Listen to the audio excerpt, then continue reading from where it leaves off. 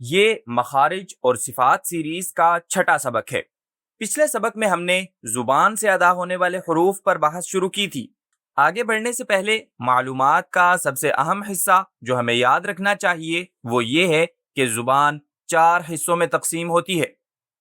زبان کی جڑ، جس پر ہم نے پچھلے سبق میں قاف اور کاف کے حروف پر بات کی تھی، زبان کا درمیانی حصہ، زبان کے کنارے اور زبان کی نوک۔ تو اس سبق میں ہم زبان کے درمیانی حصے کی طرف بڑھیں گے، جس میں جیم، شین اور یا کا مخرج شامل ہے۔ تو آئیے پہلے حرف سے شروع کرتے ہیں۔ جیم کی آواز اس وقت پیدا ہوتی ہے جب زبان کا درمیانی حصہ اٹھ کر تالو سے لگتا ہے۔ یاد رکھیں کہ 2 اعضاء یعنی زبان اور تالو کا آپس میں چھونا ضروری ہے، ورنہ جیم کی آواز غلط ہوگی۔ اج اج جاء فج تجری تجری۔ غور کریں کہ عربی میں جیم کی آواز ایک انفجاری آواز ہے، اور اس کا مطلب 2 چیزیں ہیں۔ پہلا، یہ آواز جسم سے باہر نکلنے اور آواز بننے سے پہلے ہوا کے بہاؤ کو مکمل طور پر روکنے سے بنتی ہے، اور دوسرا، اس آواز کو برقرار یا لمبا نہیں کیا جا سکتا۔ اج اج لہٰذا ایک بار جب آواز نکل جائے تو آپ اسے برقرار نہیں رکھ سکتے یا جاری نہیں رکھ سکتے۔ دوسرے حرف کی طرف بڑھتے ہیں۔ شین۔ اپنے طریقہ ادا میں شین بالکل جیم سے ملتا ہے، یعنی زبان کا درمیانی حصہ سخت تالو کی طرف اٹھتا ہے، لیکن ایک بڑا فرق ہے۔ شین کے ساتھ سخت تالو اور زبان کے درمیانی حصے کے درمیان کسی قسم کا کوئی تعلق یا چھونا نہیں ہوتا۔ چنانچہ جیم کے برعکس شین ایک رگڑ والی آواز ہے، جس کا مطلب ہے کہ یہ آواز اس چھوٹی سی جگہ سے ہوا کے گزرنے سے پیدا ہوتی ہے۔ اسی لیے شین ایک جاری رہنے والی آواز ہے جو اس وقت تک بہتی رہے گی جب تک آپ ہوا کو باہر دھکیل سکتے ہیں۔ اش اش الشیطان غواش یغشا۔ تو زبان کا درمیانی حصہ اٹھتا تو ہے، لیکن یہ سخت تالو سے مس نہیں ہوتا۔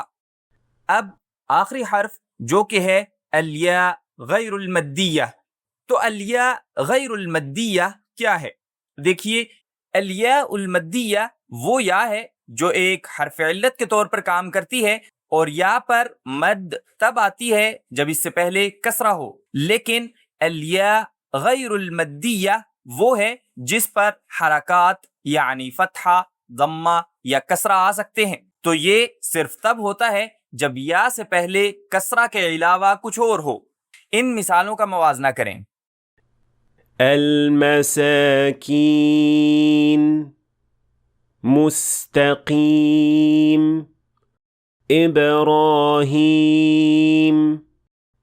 البیوت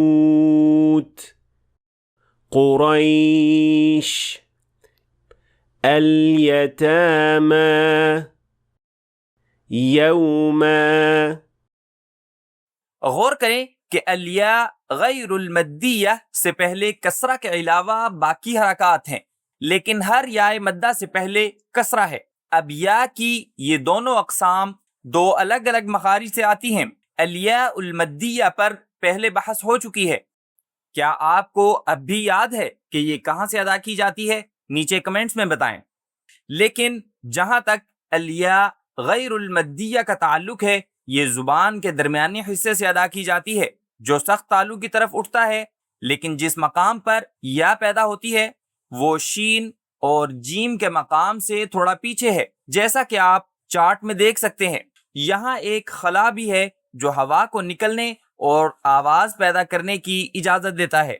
ای ای تبین شیء علیہم۔ آئیے زبان کے درمیانی حصے کی تینوں آوازیں ایک ساتھ دیکھتے ہیں تاکہ ان کے طریقہ ادا اور ان کی آوازوں کا موازنہ کیا جا سکے۔ أج أج أش أش أي أي آخر میں چونکہ یہ حروف دنیا کی بہت سی زبانوں میں کافی عام ہیں، اس لیے ان سے متعلق عام غلطیوں کی تعداد بہت زیادہ نہیں ہے، سوائے ایک کے جو کہ جیم سے متعلق ہے۔ کچھ سیکھنے والے زبان اور سخت تالو کے درمیان تھوڑا سا فاصلہ چھوڑ دیتے ہیں جو جیم کو ایک جاری آواز میں بدل دیتا ہے، ج اور یہ آواز قرآن کریم میں بالکل موجود نہیں ہے۔ یہ غلطی اس طرح سنائی دیتی ہے، الجنة وجيء أجرهم أجرهم جبکہ صحیح طور پر انہیں اس طرح سنائی دینا چاہیے، الجنة وجيء أجرهم أجرهم۔ تو یہ وہ تین آوازیں ہیں جو زبان کے درمیانی حصے سے پیدا ہوتی ہیں، جیم، شین، الیا غیر المدیہ۔ دیکھنے کا شکریہ۔ اگر آپ عربی میں قرآن پڑھنا اور سمجھنا شروع کرنا چاہتے ہیں تو آپ کو اپنا سفر یہیں سے شروع کرنا چاہیے۔ امید ہے کہ آپ نے آج کچھ نیا سیکھا ہوگا۔ اگر سیکھا ہے تو ویڈیو کو لائک اور شیئر کریں تاکہ دوسرے لوگ بھی فائدہ اٹھا سکیں، اور اگر آپ مزید ایسی ویڈیوز دیکھنا چاہتے ہیں تو ہمارے چینل کو سبسکرائب کریں، اور انشاءاللہ ملاقات ہوگی اگلی ویڈیو میں۔